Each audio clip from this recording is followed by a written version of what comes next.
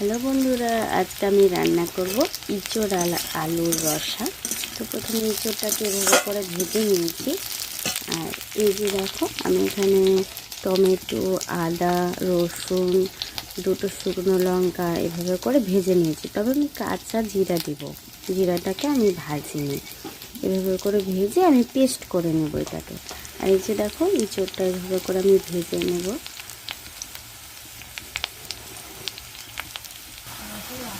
এভাবে আমি আলুটাকেও ভেজে নেব, কিন্তু আলুর ভিতরে হালকা একটু লবণ দেব। এভাবে করে খেয়ে দেখবে, খুব সুন্দর লাগে খেতে। দেখো, ভাজা হয়ে গেছে, এবার আমি তুলে নেব। আলুটা তুলে নিয়েছি, এর মধ্যে একটু দেব জিরা,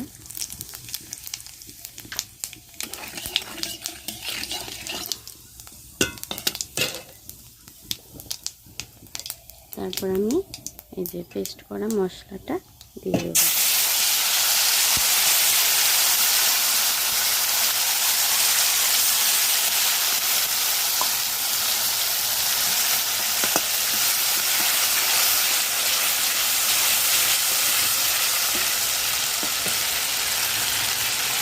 দিয়ে দেবো হলুদ,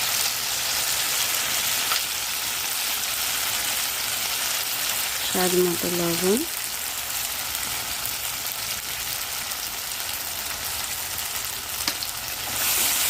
এটা হালকা একটু জল দিয়ে কষিয়ে নেব।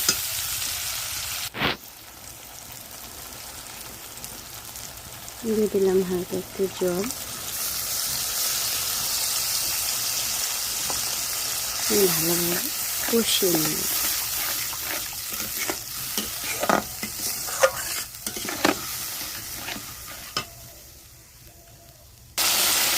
এবার আমি ইঁচড় আর ভেজে রাখা আলু দিয়ে দেবো।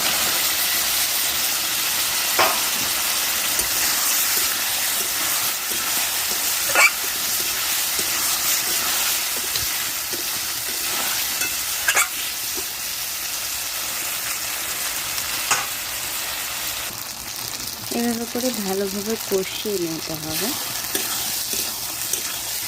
এভাবে করে আমি কষিয়ে নেব।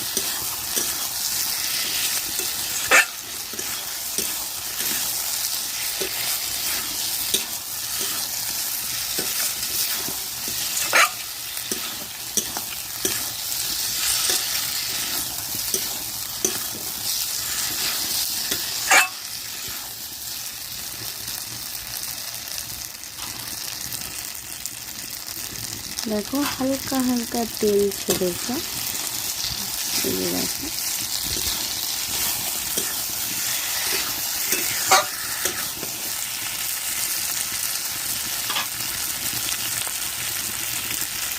এখন আমি জল দিয়ে দেবো।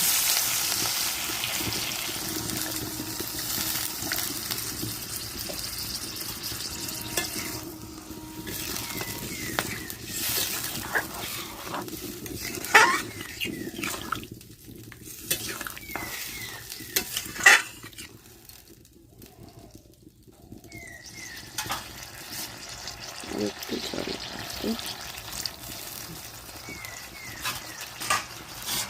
আমি ঢাকা দিয়ে কিছুক্ষণ ঢেকে দিই। এই যে দেখো বন্ধুরা, ফুটে গেছে, এবার আমি নামিয়ে নেব। এভাবেই একটু থাকবে ঝোলটা। আলুগুলো দেখে একটু সিদ্ধ হয়েছে নাকি, হয়ে আমার রেডি। এবার আমি নামিয়ে নেব। দেখো, রেডি। তো তোমাদেরকে কেমন লাগলো অবশ্যই কমেন্ট করে বলো, আর সাপোর্ট করো, লাইক করো প্লিজ বন্ধুরা, আমাকে একটু সাপোর্ট করো।